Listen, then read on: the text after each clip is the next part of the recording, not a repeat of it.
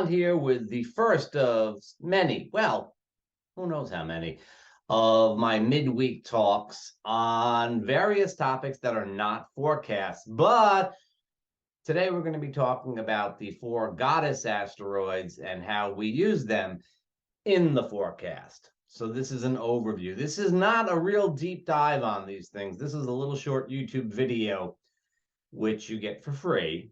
In the future, I'll probably be doing a webinar on these because I think it's really, really great topic, but we don't have time to go through in real detail right now. So this is the 4 goddess asteroids as they apply to the forecast that we do, the weekly and monthly forecast.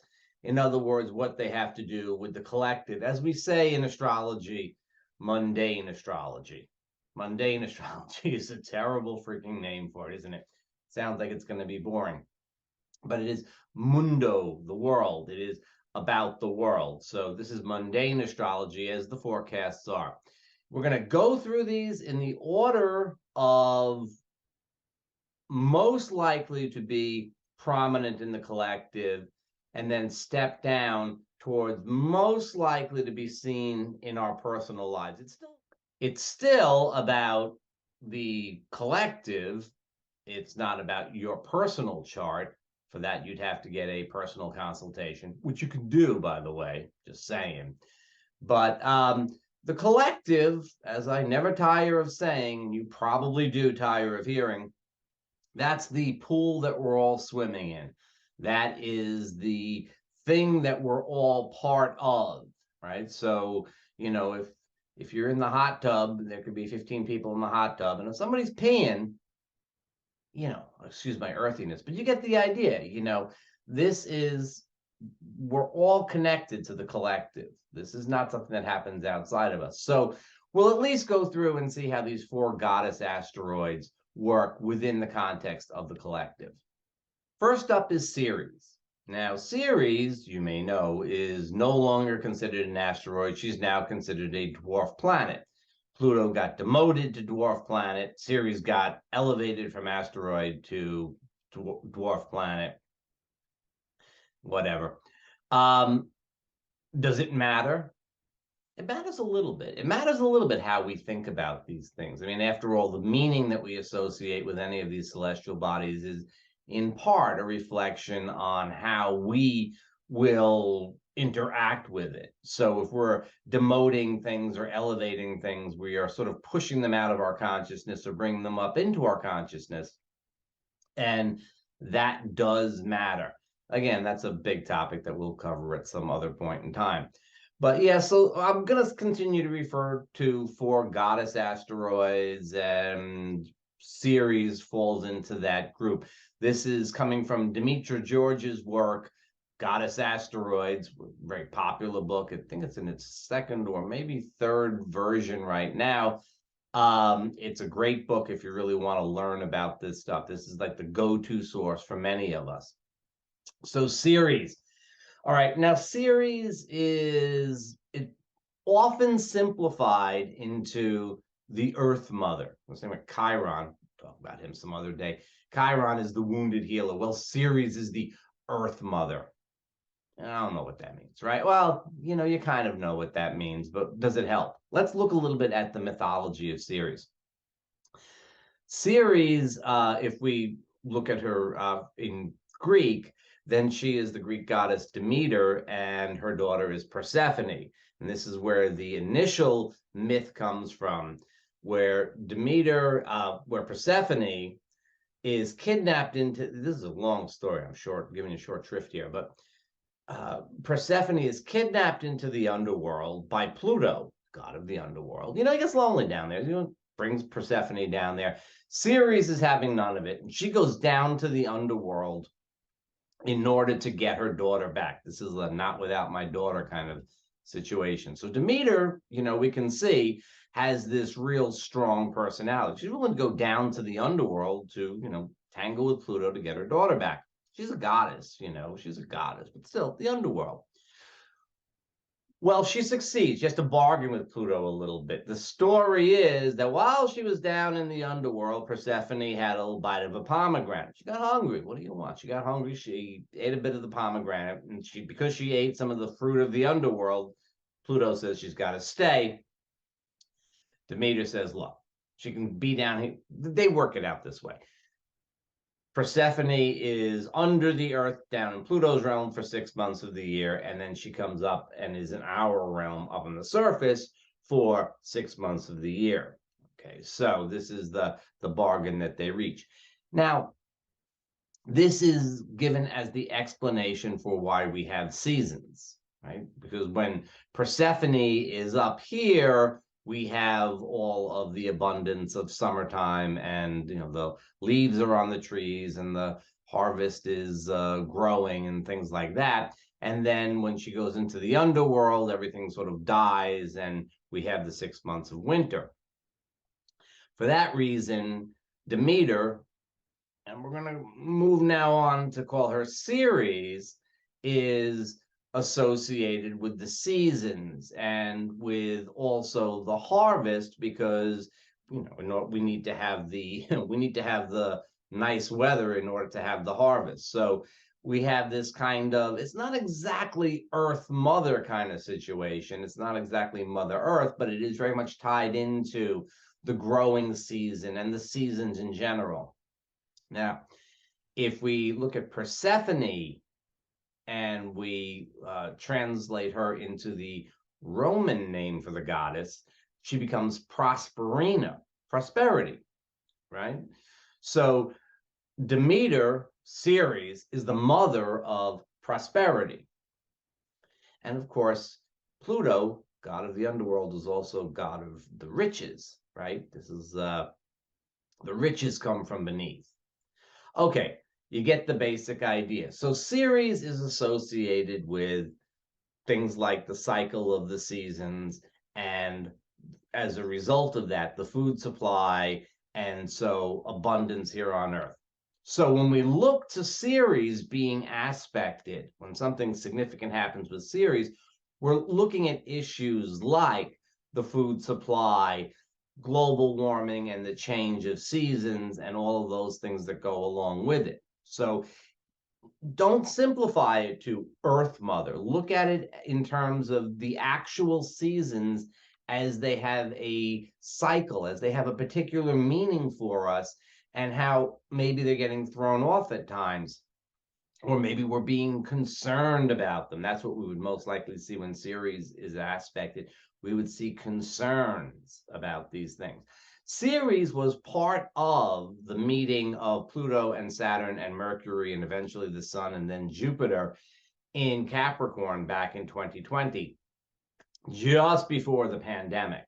So, there's certainly a very Saturn feeling about that. There's a very Plutonian feeling about that. But we also recognize that it had a lot to do with Ceres. It had a lot to do with, let's say, it had to do with supply chain issues. It had to do with the food supply. There's a lot of concern about the food supply. In a way, Ceres is what you might call the higher octave of the moon. It's a maternal kind of archetype, but don't simplify it into Earth Mother. It's a maternal kind of archetype that has to do with here we all are going through these cycles. And Ceres, of course, has as her glyph the sickle, which indicates, of course, harvest and the grain. Next up is Pallas Athene. Now, Pallas Athene is a version of Athena, the goddess of wisdom. And she is the protector goddess. So she's the goddess of wisdom, but she's carrying a spear, right? She reminds me a lot of the Buddhist, the Mahayana Bodhisattva Manjushri. He's the Bodhisattva of wisdom. And he holds 2 lotus stems, and on one is a book, wisdom, and on the other is a flaming sword. This is the kind of you better listen sort of wisdom, and that's about Pallas Athene as well. Pallas Athene is about you gotta listen. Now, Athena became the goddess of wisdom. Largely, the greater sense of wisdom came from her being a strategist. In Greek mythology, she did a lot of strategizing. She was kind of like, well, if these guys are coming here, you should go over there, and this type of thing. So it's very practical kind of wisdom. And Pallas Athene is the association of the guardian. Athena was the god. She was the guardian goddess of Athens, named for Athena, right? So what we have here is what I like to call the truth teller asteroid. And when Pallas Athene is prominent in our forecast, what we typically see is somebody spills the beans. Somebody comes out and tells it like it is. Somebody delivers an inconvenient truth. Very typically, not exclusively and not fundamentally, but very typically, we'll see this coming from a woman. In the US, AOC, Alexandra Ocasio-Cortez, is a person who's usually prominent in the news, a little bit less likely, but happening a little bit less lately. But when Pallas Athene is somehow or another being aspected. So we have this kind of calling out of typically power structures, typically calling out of the way things are. We would certainly say that the patriarchal tendencies in our culture get pushed back on quite a bit by the Pallas Athene. So that's what we look for when we see Pallas Athene being prominent in a mundane forecast. What do I mean by prominent? You know, she's conjunct some other planet, she's in tense aspect with another planet, near the full moon or near the new moon or an eclipse or something along those lines. Vesta. Now, Vesta, the glyph for Vesta is clearly a flame, and we're looking at a lamp when we see the glyph for Vesta. And Vesta is very much about the hearth. Right? So this is, you know, when you want to, if you want to have a nice logical kind of demarcation between things, watch out for astrology and mythology. There's a lot of overlaps, right? So what we're doing here is we're taking some of that lunar archetype, some of that moon feeling of home, and I mean the moon rules home, stomach, and you know, ingestion of food, and so on. But Vesta is the goddess of the hearth. Okay, so this is and big deal, right? You know, we don't think about it as such now. I mean, you know, you go into the kitchen and you turn on your stove, and there we are. And even in the wintertime, most of us are lucky enough to be inside where there's indoor heating, and so we don't really think that much. If you have a fireplace, it's usually just nice. You know, some people, you know, need them and so on. There's places definitely where you get your warmth from a fireplace. But you know, even still, it's not. You know, I mean, you're probably going to get some logs from. You know, it's not, you don't have to worry about it very much. Most of us, if you're watching a YouTube video about the goddess asteroids, you're probably not worried too much about the heat. You're probably not worried too much about where you're going to cook the food and so on. But Vesta, this is, we're talking about the flame at the center of the house, right? This is the hearth. It's keeping us warm. It's cooking our food. There's Vesta in that sense. It's an expansion, and in a way, a particular version of the lunar archetype again.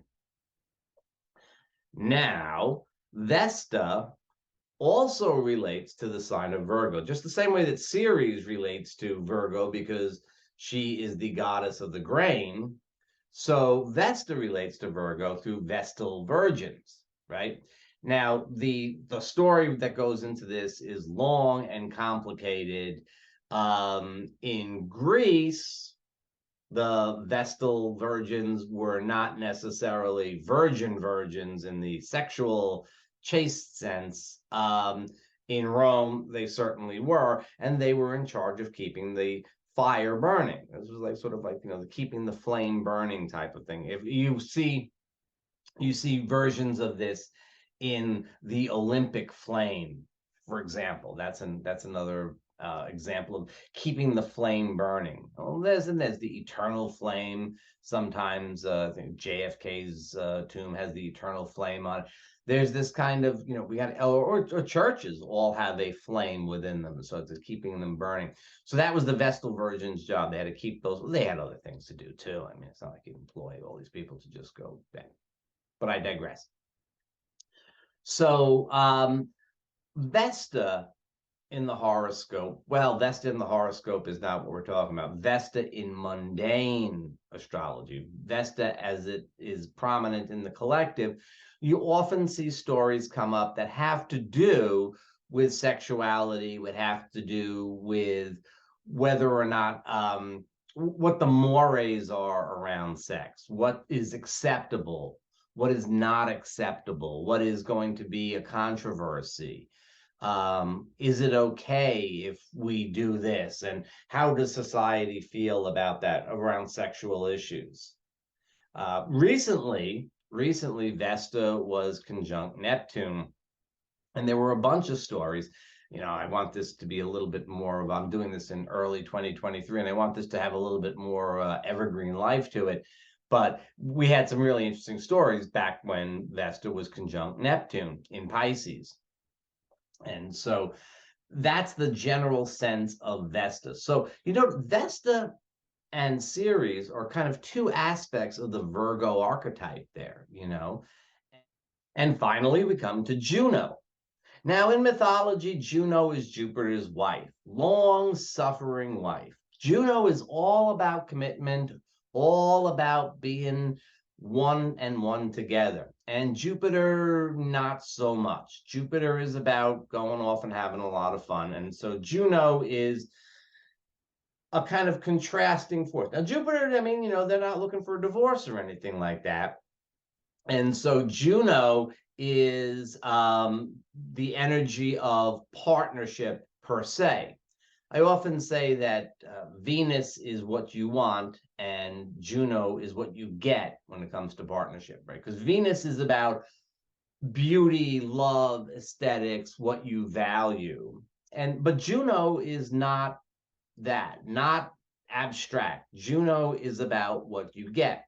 In a sense, this works much better in our personal charts than it does in the collective chart. Although if you're having relationship issues, or relationship opportunities, then when Juno gets aspected in the sky, we get, an opportunity or we get an issue. It becomes more prominent. It sort of like pops things up in our psyche. It's pretty much what happens with all of this stuff when it gets aspected. It becomes a thing we're aware of, that we know we need to deal with. I think it is a funny coincidence, perhaps, or maybe it is intentional, that the glyph for Juno, Jupiter's wife, resembles an asterisk quite a bit. It's almost kind of like there has to be a qualifying statement when it comes to Juno. And so in the collective, when we do see Juno being prominent, we find a lot of times that what we're looking at is partnership issues come up for folks that are in a spot where they are in maybe a little bit of vulnerability, a little vulnerable time in the relationship. Then Juno aspects can really hit us. Again, not to be too specific, but the meeting of Juno and Jupiter in Aries in 2023 really gave mixed messages, because here they are, husband and wife together, and yet in Aries, where really both of them are kind of, up for some new adventures. So there's, at the very least, in that kind of context, there would be a renewal. Now, if we were going a little bit deeper into things, and we're not, we would look at the cycle of Jupiter and Juno. They have a very variable cycle owing to Juno's very, a lot of retrogrades involved in Juno's orbit. And so they will get together, they will conjoin someplace between 5 and 7 years. And so we get very different stories. If we're on a short cycle, we wind up getting stories that begin and end, within about 5 years or so. And sometimes they can go out to about 7 years. And once in a while, again, this is in your personal chart, you can see how that cycle plays out. You can also see in the collective a little bit that our attitudes and our tendencies and what's what the scuttlebutt is in the collective about relationships is going through a particular kind of morphing. And it would be really interesting to see, for example, over the next few years, what happens in terms of our view of long-term relationships. And that's what Juno is about. Juno is about long-term relationships. So Ceres, very, very much about the collective. It plays out in your chart, but it's very much about the collective. Pallas Athene tends to be about the collective, although we start to see people that it applies to. Vesta is about the collective. What it's doing in your chart is quite interesting, but we don't know that. And then Juno, very personal, probably the most accessible asteroid for most of us. There are a lot of exceptions, but for most of us, it's probably the most accessible of the goddess asteroids in terms of what it does in our individual charts. In the collective, it kind of only applies to some folks. That is really giving short shrift to this topic, but people were asking about the asteroids, and hey, who am I to, not answer questions? I'll see you next time.